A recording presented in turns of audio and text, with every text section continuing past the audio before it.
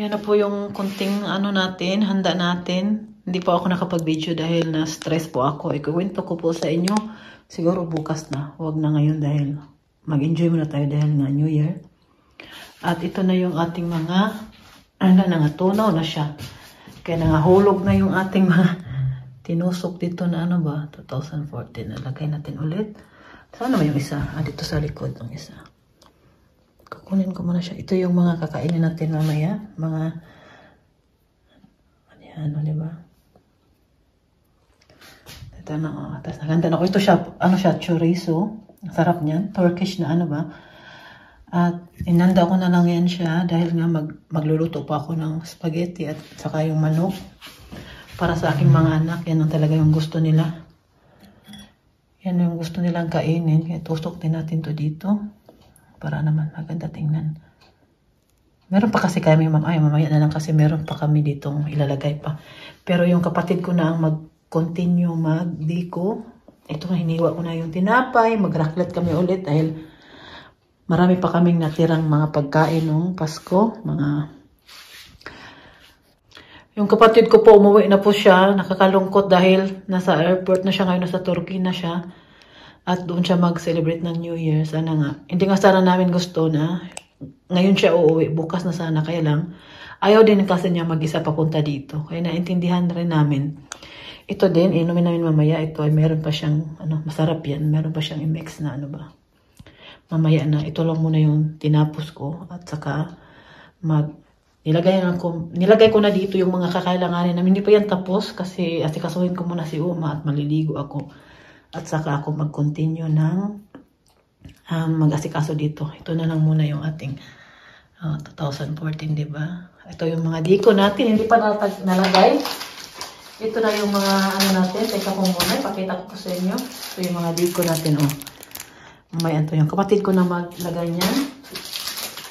Ito. At meron din tayo dito, meron pang, mamaya ako napakita po sa inyo, ating kunting salo-salo. Dito ang kapatid ko mamayang babae, si Raquela. Hindi pa siya umuwi dahil 3 months po siya dito. Yung kapatid ko lang pong lalaki dahil nga hindi pwede nang matagal na magbakasyon sa trabaho niya. At hindi din namin tinry na i-try agad ang 3 months dahil alam namin hindi pwede. Kaya, 1 buwan na muna. At least naka-experience siya ng ganito, nakakita siya ng nakapunta siya dito sa Germany dahil yan po talaga yung wish niya at makapunta dito, makapasyal. Was kommt noch? Happy Halloween. No, New Year.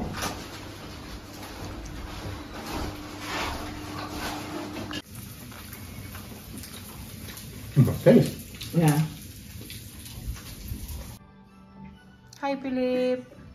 Kain, Philip. Like ka?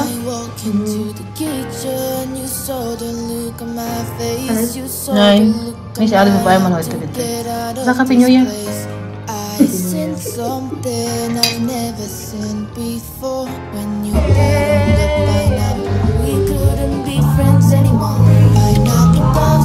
ka ka na liwan? Yes, diba? Yeah.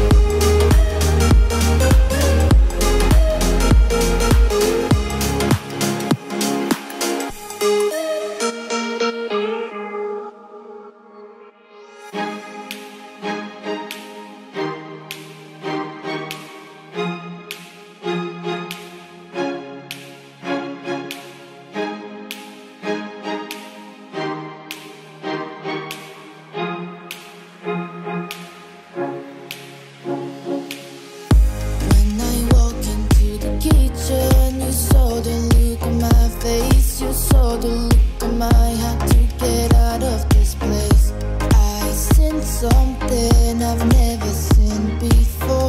When you put on the pineapple, we couldn't be friends anymore. Pineapple toasters, go on pizza. Happy New Year po sa inyong lahat. Welcome 2024. Ano na, 4 minutes na lang. Wow! Happy New Year! Nandito kami sa labas ngayon kasama aking kapatid si Raquela at ang kanyang at si Martin Schulte. Ja, wir sind schon bereit? Yeah.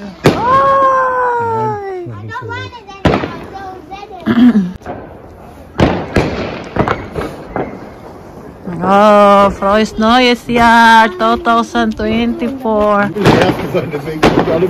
Ito, pinagin naman siya. Wow! Mama, schau mal, wenn es endet. Mama, schau mal, wenn es endet. Ako pa pinay dyan. Sunsalbo ah. Happy New Year! Frohes neues Jahr! Happy New Year! Frohes neues Jahr!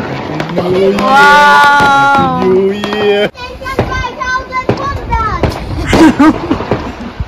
Wow! Frohes neues Jahr! Enak ba? Wow! Frohes neues Jahr! Woohoo! Yeah! Frohes neues! Wow!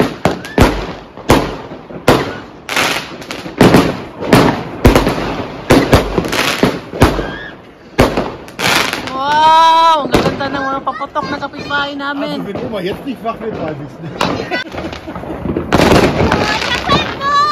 Oh, my drinks, Michelle! New Year! Ano ba yan? Na, das mag ich nicht. Das mag ich nicht. Happy New Year! Happy New Year, ate! Wow! Naman pa ni Michelle. Ay! Hi, Michelle!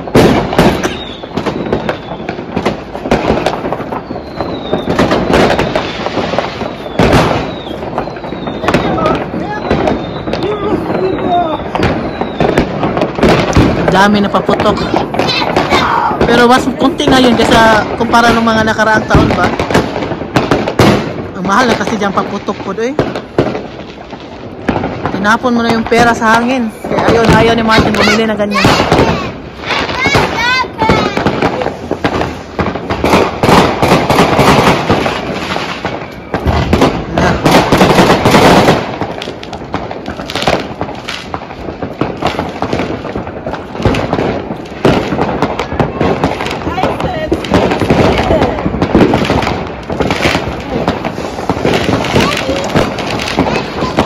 Noch 3 Stück.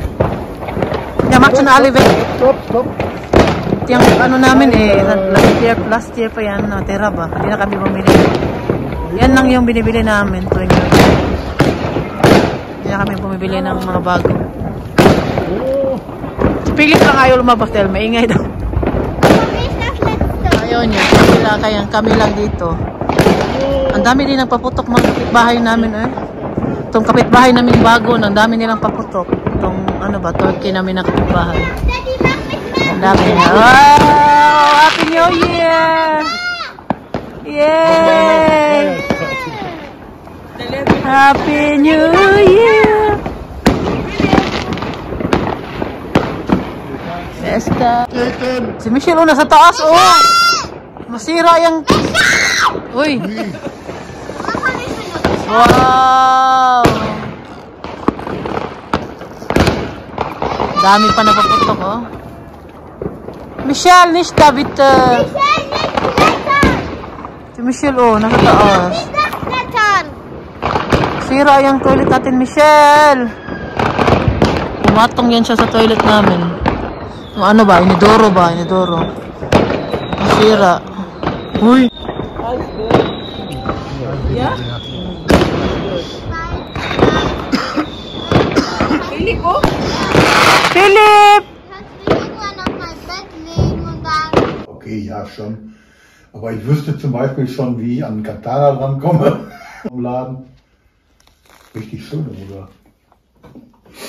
Die müssten wahrscheinlich nur gehärtet werden so ein bisschen und dann scharf gemacht werden. Und dann kannst du damit Zombie erlegen. Hätte ich Spaß dran. Tagay, para sa lagay. Nein, ich glaube, das Erste, was ich frage, also wenn Happy New Year po sa inyong lahat. Sana po nag-enjoy po kayo. Kasama po ang inyong pamilya na salubungin ang bagong taon. Maraming salamat po sa inyong walang sawang suporta kay Mami Rose sa palaging panonood. At ako po magliligpit na. Ang dami ko pong ligpitin una sa likod. Dito po kanina yung kapatid kong babae si Raquela. Siya po ay hindi pa uuwi. Yung kapatid ko lang po na lalaki ang mauna sa kanilang dalawa dahil nga yung trabaho niya, 1 buwan lang yung bakasyon niya. At si Raquela naman ay pwede lang kasi din sa bahay siya magtrabaho. Yung trabaho niya madadala lang kahit saan siya pupunta. Kaya pinayagan man siya. Dito siya ngayon, 3 months siya. Sa katapusan pa ng February siya uuwi. At siya po ay makakakita pa ng snow, gaano kalamig dito, na hindi pa niya naranasan dahil nung dumating sila, palagi na lang umuulan. Malamig pero na meron pa talagang mas malamig pa sa simula nung dumating sila dito, mas meron pang mas sa kanilang naranasan nung pagdating nila. At alam po yan dahil January at saka February, yan po talaga yung buwan na maraming snow at napaka-sobrang lamig po dito. At syempre, hindi ako masyadong nalungkot dahil nandito pa siya. Pero nalungkot naman ako, pero hindi talaga katulad hindi talaga katulad na, kasi nung umuwi sila kailan nung summer, para bang, ako na homesick ako nung dahil nga, umuwi na siya, parang, tahimik na, tas, ang bilis ng panahon, kasi ngayon, matagal pa siya, tas yung kapatid ko lang lalaki, dahil siya lang mag-isa, baka hindi niya nakayanan ba, baka mahiya siya magtanong, baka hindi niya alam saan. Siyempre, yun po ay kaunahan niyang magbiyahe na siya ng mag-isa. Kasi nung papunta sila dito, nagsabay po sila, galing sa Mactan Airport, papunta sa Turkey, sa Istanbul. At nung pagdating nila sa Istanbul, magkahiwalay na po sila, mas nauna yung kapatid ko lalaki, 2 hours lang yung, niya, yung si Raquela, 8 hours ba, kaya nauna yung kapatid ko lalaki. Pero, yun kasi, sandali na lang 3 hours na lang. Ngayon, magbabiyahe siya mag-isa at 13 hours siya maghintay sa Istanbul sa next flight niya papunta sa Pinas. Kaya medyo nag-alala kami dahil sa Turkey pala, sa Istanbul airport pala, 1 oras lang po ang libreng wifi. Tapos kanina nakausap namin siya, nag-alala talaga kami kasi nung 11:30 sabi niya nasa immigration pa siya, tapos 12 ba yung alis ng aeroplano ba. Kaya medyo nag-alala kami baka naiwan o baka hindi niya naabutan. At buti na lang po at nag-message naman siya, tumawag siya sa amin nung pagdating niya sa Istanbul. At sabi niya na nagmamadali daw siya, nagtakbo daw. Sabi ko, nag-alala talaga ako dahil hindi na kasi pag nasa loob ko na sa aeroplano, wala nang wifi at saka wala naman siyang At pagdating niya sa Istanbul, nag-connect agad siya ng wifi doon. At hindi naman pala madali doon mag-connect ng wifi ba. Kailangan mo pa i-scan yung passport mo. Hindi katulad sa Frankfurt na makakonek ka anytime kung gusto mo sa airport sa Frankfurt. Kaya, at saka 1 oras lang din ang libreng wifi doon. Meron naman yun siyang pera. Binigyan siya kanina kung gusto niyang bumili ng pagkain. Pero madami yung dala. Sabi ko sa kanya na magdala ka ng maraming pagkain para may makain-kain ka. Kasi nga, baka mahiya mabili ba? Mahiya magtanong. Mahiya. Kaya yung kapatid ko kasi mahihain yun. Hindi yun masyadong, kahit dito nga sa bahay pag kumakain kami. Parang hindi halos mahiya kay Martin ba. Kaya sabi ko sa kanya, magbaon ka na lang ng maraming anong gusto. Pinapili ko siya kung anong gusto niya dalhin. Kaya maraming siyang dalang pagkain. Ang problema ngayon, yung mainom naman. Sabi ko sa kanya na, magbili na lang siya doon. Pwede naman daw makabayad doon ng euro. Kaya lang, sa duty free ata yung nakita niya kanina. Meron din namang libreng tubig yung fountain ba. Pwede naman daw. Meron din naman daw doon. Kaya hindi masyadong, kasi sabi niya magtiis na lang daw siya 13 hours. Magtiis siya na walang mainom. Tapos kumakain pa yan pagdating niya kasi marami siyang baon. Sabi ko sa kanya, bumili ka ng mainom. Magtanong ka kung nahiya ka. maghanap ka ng mga Pilipino. Posible naman walang Pilipino dyan sa ano. Kahit saang bansa, may Pilipino talaga kahit saan. Kaya sabi ko sa kanya, huwag siyang mahiya. Kasi kung gusto niya bumalik dito, baka sila kailan dito natitira. Hindi na sila magkasabay, di ba? Kaya sabi ko sa kanya, huwag siyang mahiya at ano ba, huwag siyang matakot. Kasi basta marunong ka lang magbasa, marunong ka lang mag-English, kaya mo naman yan. Sabi ko sa kanya, kaya huwag kang maglala, makauwi ka rin ng